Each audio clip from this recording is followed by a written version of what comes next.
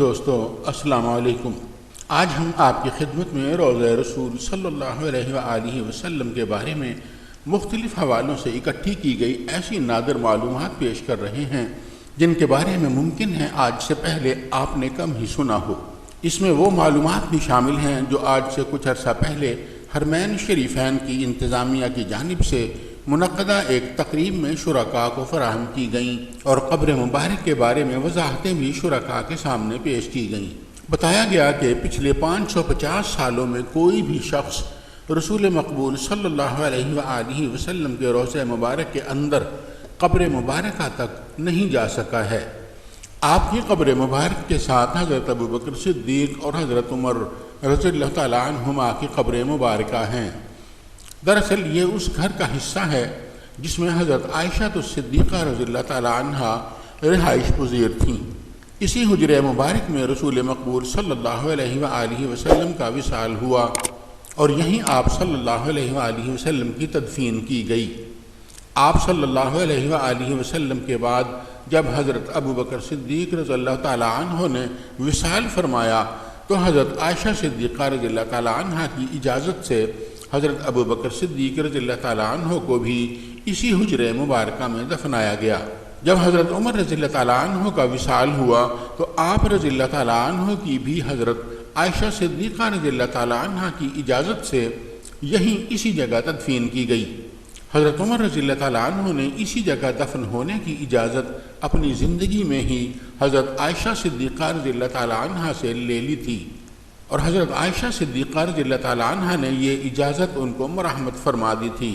اس طرح اس حجرہ مبارکہ میں 3 قبریں مبارکہ ہو گئیں۔ ان سب پر لاکھوں کروڑوں درود و سلام۔ ان قبروں مبارکہ والی جگہ کے ارد گرد ایک 4 دیواری ہے۔ اس 4 دیواری سے جڑی ہوئی 5 دیواروں پر مشتمل ایک اور دیوار ہے۔ یہ 5 دیواروں کی موٹائی والی دیوار عمر ثانی حضرت عمر بن عبدالعزیز رحمۃ اللہ علیہ نے 91 ہجری میں تعمیر کروائی تھی۔ اس دیوار کے 5 کونے بنائے گئے تھے۔ 5واں کونا اس لیے بنایا گیا تھا تاکہ روضہ مبارک صلی اللہ علیہ وآلہ وسلم کی عمارت کی خانہ کعبہ سے مشابہت نہ ہو جائے۔ اس میں کیا حکمت تھی اس بارے میں کچھ نہیں کہا جا سکتا۔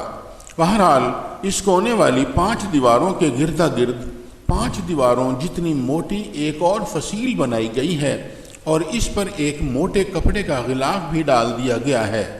یاد رہے کہ چونکہ مکہ مکرمہ مدینہ منورہ کے جنوب میں واقع ہے اس لیے قبلے کی سمت یعنی جنوب کی طرف اس بند دیوار کی لمبائی 8 میٹر، مشرق و مغرب کی سمت 6.5 میٹر جبکہ شمالی دیواروں کی لمبائی 14 میٹر ہے۔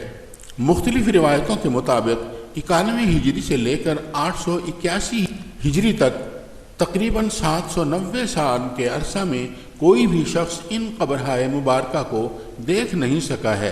ان تمام دیواروں میں کوئی دروازہ نہیں رکھا گیا ہے۔ یہی وجہ ہے کہ ان دیواروں کے پار کوئی نہیں جا سکتا۔ جو لوگ روضہ مبارکہ کے اندر جاتے ہیں وہ بھی ان دیواروں کو عبور کر کے قبرہائے مبارکہ تک نہیں پہنچ سکتے ہیں، یعنی قبرہائے مبارکہ تک پہنچنے کے تمام راستے بند کر دیے گئے ہیں۔ بعض اوقات ان دیواروں پر پڑا ہوا غلاف زیارت کرنے والوں کو بھی باہر سے نظر آ جاتا ہے۔ یہ صرف اس وقت نظر آتا ہے جب روضہ مبارک صلی اللہ علیہ وآلہ وسلم کا مرکزی بیرونی دروازہ کھلا ہوا ہو۔ زیارت کرنے والے اگر روضہ مبارک کی جالیوں میں سے غور سے دیکھیں تو یہ غلاف تب بھی نظر آ جاتا ہے۔ اس کے علاوہ یہ غلاف کسی صورت میں نظر نہیں آتا۔ مجھ بندہ ناچیز نے بھی الحمدللہ اس غلاف کو جالیوں میں سے بغور دیکھا ہے۔ روضہ مبارک کے اندر بنی ہوئی 4 موٹی موٹی دیواریں حضرت اماں عائشہ صدیقہ رضی اللہ تعالیٰ عنہ کے حجرہ شریف کی اصل بیرونی دیوار کے بھی باہر بنی ہوئی ہے۔ آج 1400 سال کا عرصہ گزر چکا ہے مگر اس عرصہ میں صرف 2 مرتبہ ایسے مواقع آئے جب ان قبرہائے مبارکہ تک کوئی پہنچا ہو۔ سب سے پہلے 91 ہجری میں عمر ثانی حضرت عمر بن عبدالعزیز رحمۃ اللہ علیہ کے دور میں ان کا ایک غلام اندر گیا اور دوسری مرتبہ 881 ہجری میں علامہ نور الدین ابو الحسن السمہودی روضہ مبارک کے اندر گئے۔ السمہودی ایک مشہور مورخ تھے اور یہ بیان ان کا ذاتی بیان ہے کہ 881 ہجری میں یہ چاروں موٹی دیواریں بوسیدہ ہو گئی تھیں۔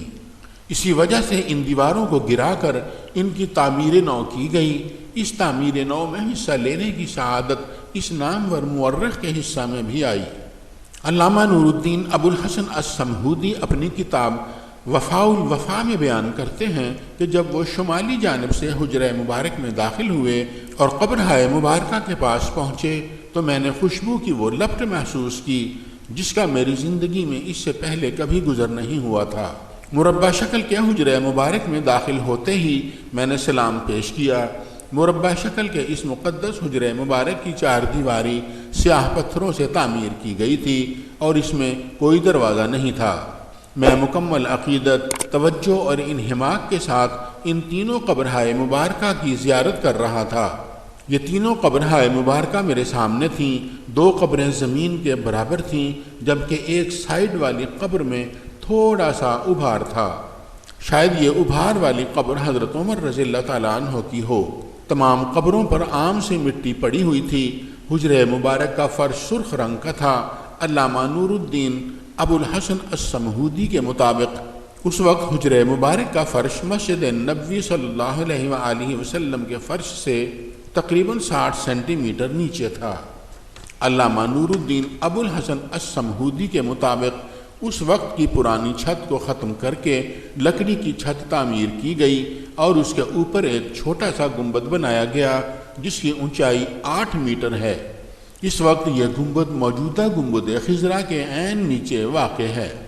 موجودہ توسیع سے پہلے مسجد نبوی صلی اللہ علیہ وآلہ وسلم ایک بڑے ہال میں واقع تھی جس کا مرکزی دروازہ مشرق کی جانب کھلتا ہے اور اسی دروازے کے سامنے چند قدم کے فاصلے پر مسجد نبوی کے مشرق میں جنت البقیع واقع ہے۔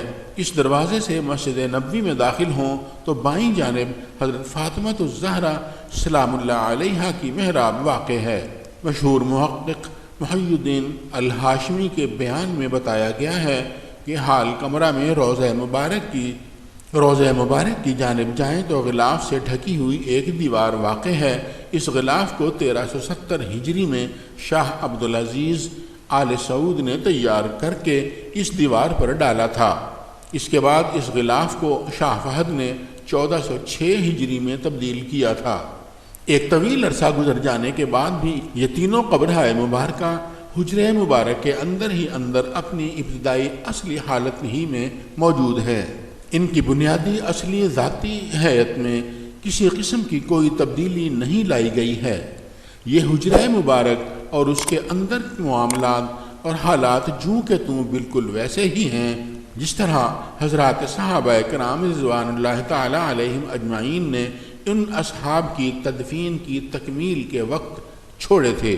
مسلمانوں نے اپنے نبی مکرم صلی اللہ علیہ وآلہ وسلم کی قبر مطہرہ کی حفاظت اس غیر ترقی یافتہ دور میں بھی جس توجہ اور خلوص و محبت کے ساتھ کی ہے اس کی مثال ملنا بھی ناممکن ہے، اور اب تو یہ مقام مقدسہ اور بھی زیادہ مضبوط اور محفوظ ہاتھوں میں ہے۔